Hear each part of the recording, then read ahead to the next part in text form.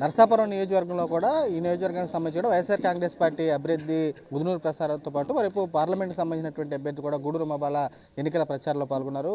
మన ముందు వారు వారితో మాట్లాడదాం. సార్ చెప్పండి, ఏ ఎజెండాతో ఎన్నికల్లో వెళ్ళబోతున్నారు? ప్రజలకు సంబంధించి క్షేత్రస్థాయిలో ఎటువంటి రెస్పాన్స్ ఉంది మీ నియోజకవర్గం తరఫున? గత ఎన్నికల్లో జగన్ గారు వస్తాడో మీ అందరికీ అండగా ఉంటాడో అని ఎన్నికలకు వెళ్ళాం.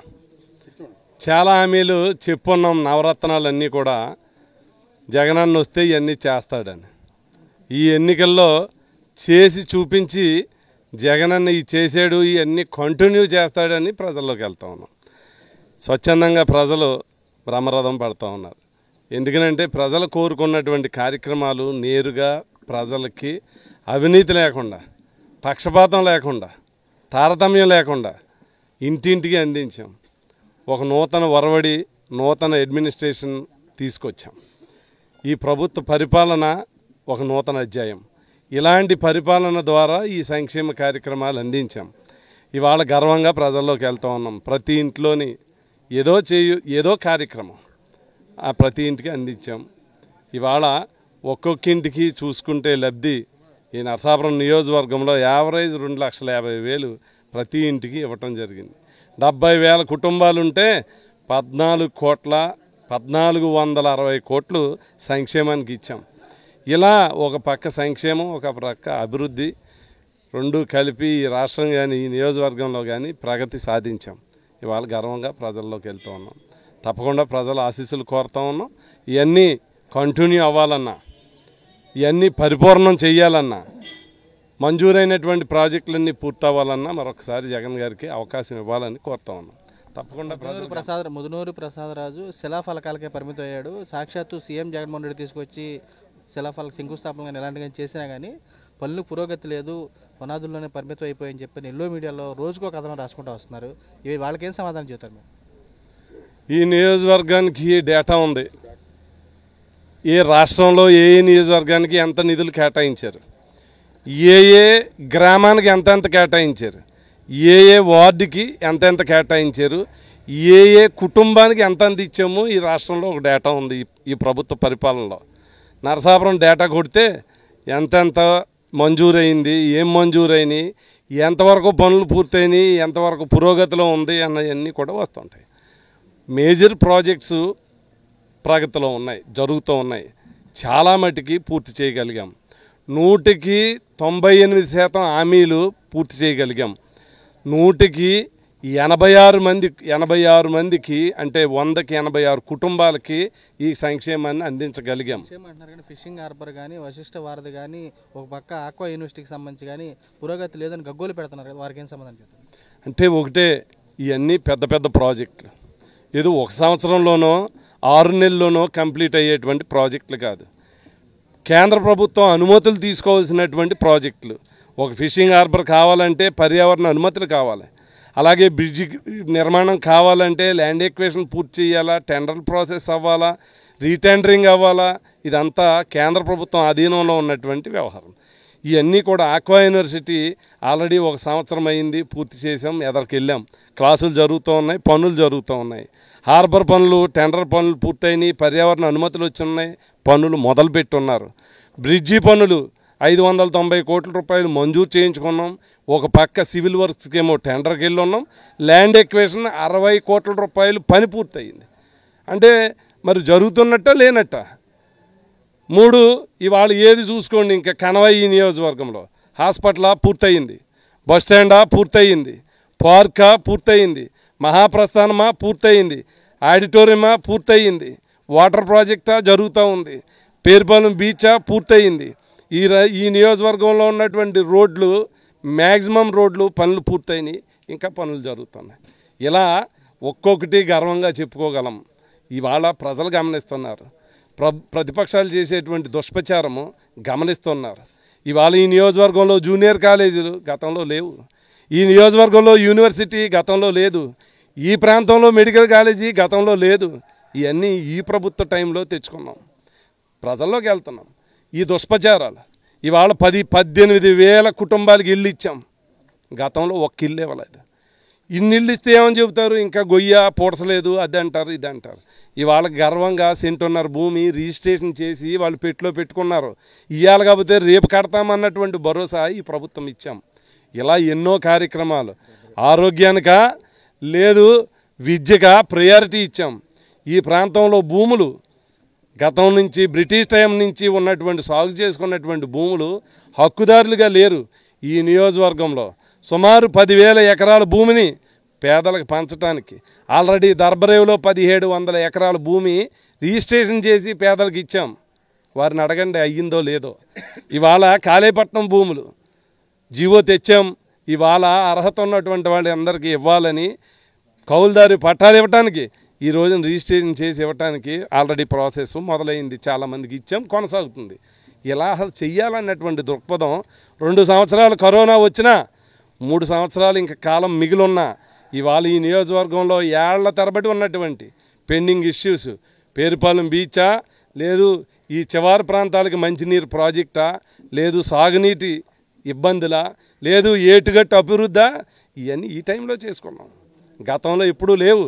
ఒక ఆటో ఎక్కండి బస్ స్టాండ్కి వెళ్ళండి, ఒక ఆటో ఎక్కండి రైల్వే స్టేషన్కి వెళ్ళండి, ఒక ఆటో ఎక్కండి గవర్నమెంట్ హాస్పిటల్కి వెళ్ళండి.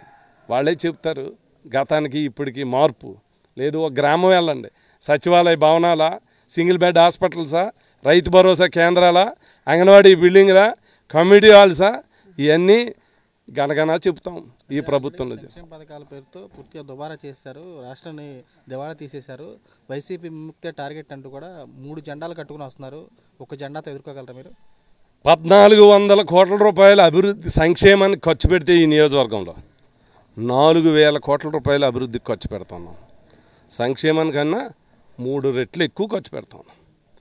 మాట్లాడేవాళ్ళకి ఏముంది, ఇప్పటివరకు మాట్లాడుతున్నారు ఏది బాగోలేదు ఏది బాగోలేదు, ఏ బాధ్యత చేయలేదు, జగన్ గారు మోసం చేశాడని చెప్తారు. ఒక్క పని మంచి చెప్పండి ఇది చేసాడు, పోనీ 99 చేయలేదని ఒక్కటి చెప్తాడా?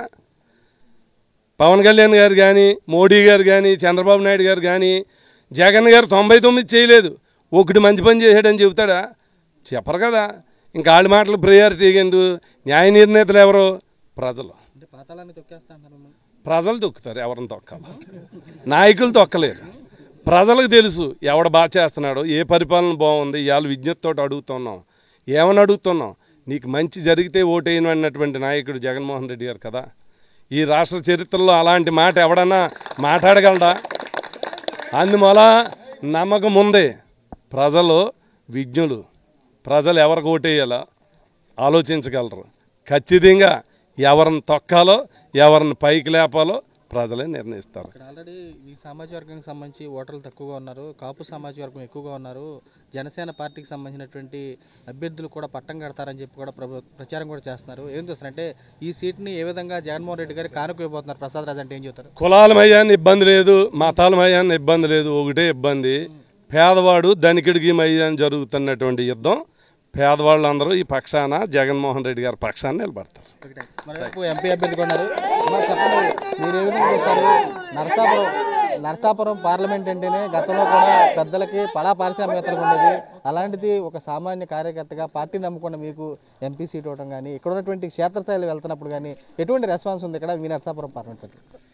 చాలా మహిళల నుంచి కానీ అందరి నుంచి కూడా అనూహ్యమైన స్పందన ఉంది. ఏంటంటే జగన్మోహన్ రెడ్డి గారు సంక్షేమ పథకాలని అందించడమే కాదు, ఇప్పుడు ప్రసాదరాజు గారు చెప్పినట్టుగా పేదవాడికి పెత్తందారికి మధ్యన యుద్ధం. మరి ఈరోజు మొట్టమొదటిగా ఇంత సామాజిక న్యాయాన్ని పాటించి ఇక్కడ నరసాపురం పార్లమెంట్ని ఒక బీసీ మహిళకి కేటాయించడం అనేది జగన్మోహన్ రెడ్డి గారి వల్లనే కుదురుతుంది. అది మరి ఇట్లాంటి సామాజిక సమీకరణాలను తీసుకుని ఒక మహిళని ఇంతటి ప్రతిష్టాత్మకమైన స్థానాన్ని కేటాయించడం పట్ల ప్రతి ఒక్కరూ కూడా జగన్మోహన్ రెడ్డి గారి యొక్క ఆలోచనలు స్వాగతిస్తున్నారు. బడుగు బలహీన వర్గాలకు అండగా వాళ్ళ జీవితాల్లో వెలుగులు నింపడానికి ఆయన వల్లనే సాధ్యమవుతుందని ఆయన వెనక నడవడానికి అందరూ సిద్ధంగా ఉన్నారు. ఇప్పటికే నవరత్నాల పేరుతో క్షేత్రస్థాయిలో అమలైనటువంటి పథకాలు కానీ ప్రజల నుంచి కానీ కేటర్ నుంచి ఎటువంటి స్పందన మీరు? ఆల్రెడీ నవరత్నాల పథకాలే కాకుండా చెప్పని వాగ్దానాలు ఎన్నింటినో చేశారు. మేము సచివాలయాల దగ్గర డిస్ప్లే బోర్డులో చూస్తే 33 పథకాలు ఉన్నాయి. చెప్పిన వాగ్దానాలనే చేయని నాయకులను చూశారు తప్పించి చెప్పిన వాగ్దానాలు కాకుండా నవరత్నాలు కాకుండా అత్యధికంగా ఎవరు కోరనివి ఆయన ప్రజలకు ఏం కావాలో తెలుసుకుని అన్ని పథకాలని కూడా ఇంటి గుమ్మ ముందుకు అందిస్తున్నారు. ఎవరు కూడా బయటికి ఎక్కడికి ఆఫీసులకు వెళ్ళక్కర్లేదు, లంచాలు ఇవ్వక్కర్లేదు.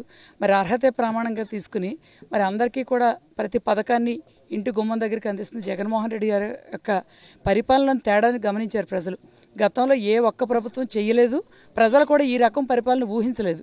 మరి అంతటి చక్కటి పరిపాలన అందిస్తున్న జగన్మోహన్ రెడ్డి గారికి మరి ఎప్పుడెప్పుడు మళ్ళీ ఆయన్ని అందలం ఎక్కించి ముఖ్యమంత్రిని చేసుకుందామా, మరింత సంక్షేమాన్ని అందుకుని ప్రతి కుటుంబం ఆనందంగా ఉందామని ఎదురు చూస్తున్నారు. 50% రిజర్వేషన్లు పెట్టారు. మహిళలకు సంబంధించి గతంలో కన్నా చూస్తే పరిస్థితులు మారాయి. ఇప్పుడు ఇక్కడున్నటువంటి ఈ పార్లమెంట్ పరిధిలో మీకు అవకాశం రావడం కానీ 8,000 మెజారిటీతో సీఎం చేసినప్పుడు కానుకోబోతున్నారు.